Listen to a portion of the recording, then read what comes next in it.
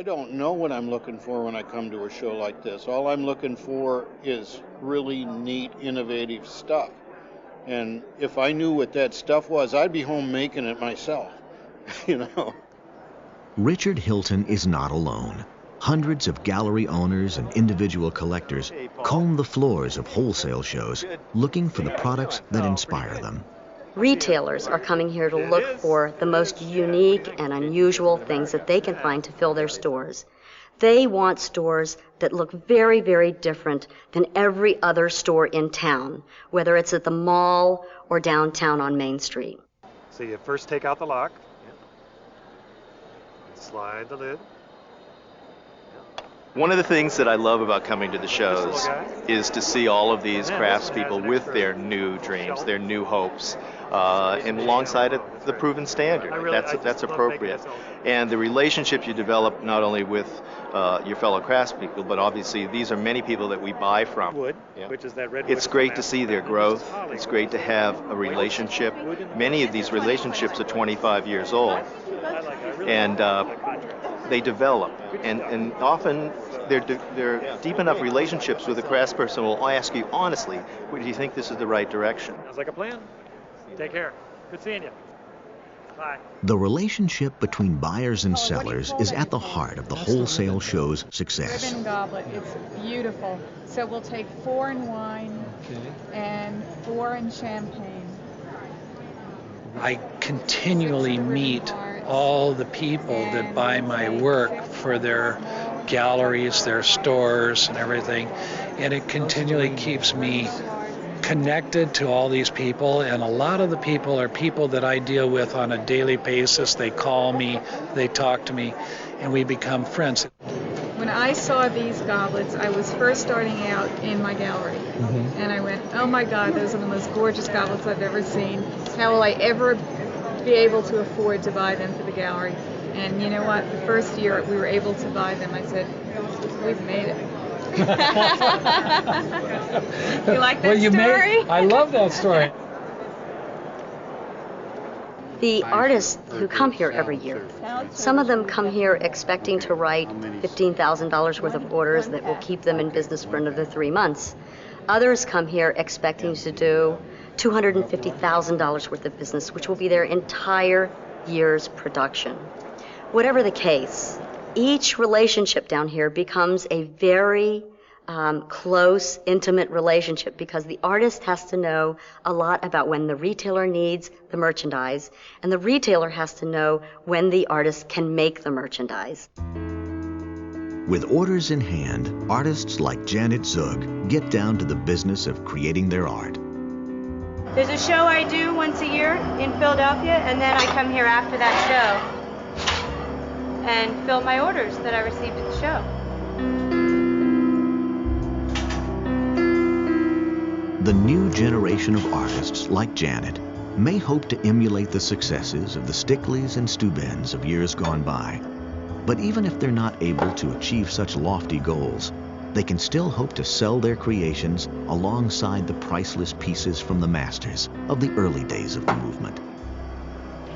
Well, the arts and crafts revival today differs from the original arts and crafts movement in that today it's sort of a two-pronged approach. In one category, we have the antique dealers and the antique collectors who are looking for original items made between 1900 and, let's say, 1929. And these sometimes are very expensive. They can be in the tens of thousands of dollars.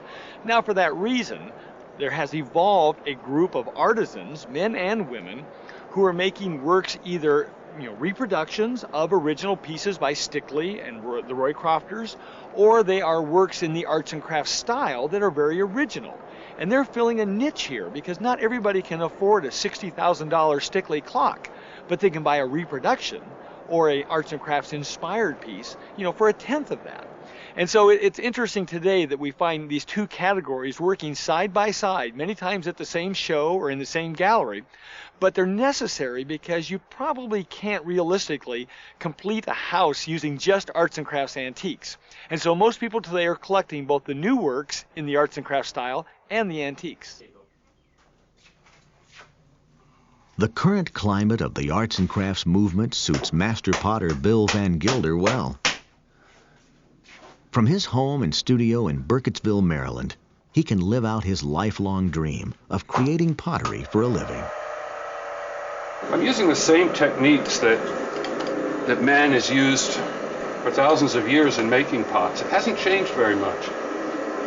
Our equipment has gotten a little bit more sophisticated, but I like the idea of the continuation of a craft from times past, and it's what attracted me to it in the beginning. I've been making pots for over 30 years now, and it's just a job that's unlike any others. I walk 50 feet to work every morning, and my clientele, my customers, come to me in my studio to see the work being made and to make their purchases. And it's just I think, a very sensible way to make a living these days, believe it or not.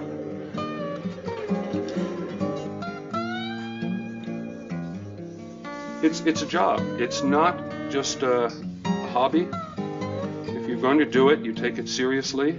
There are expenses to making pottery full-time, or any craft full-time. And you become, jack of all trades, an accountant, a marketing expert, emotional expert, a technician, a chemist, a builder of equipment. It's not something you learn at a course in college. It's a combination of school of hard knocks and life experiences. To produce pots every day was my wish when I was 15 years old. To find an old property to renovate over my lifetime was my wish. And I've got both of those now. So I consider myself a pretty lucky person.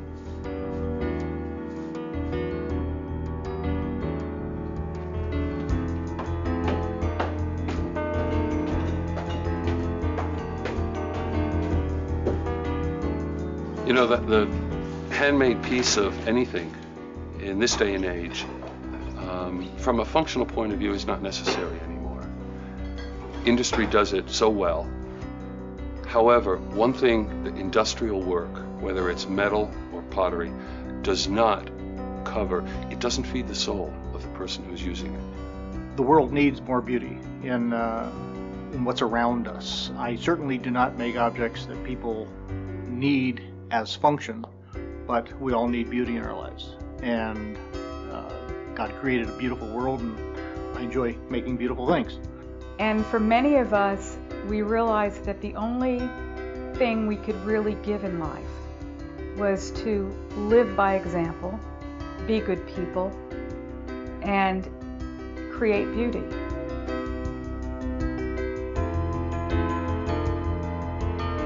For more than 100 years, talented artisans of the American East have been handcrafting some of the finest works of arts and crafts in the world.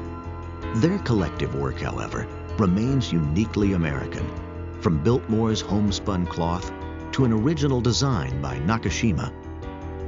From a timeless Strickley chair to the handmade pottery of Bill Van Gilder, these generations of artisans have truly crafted a new American style.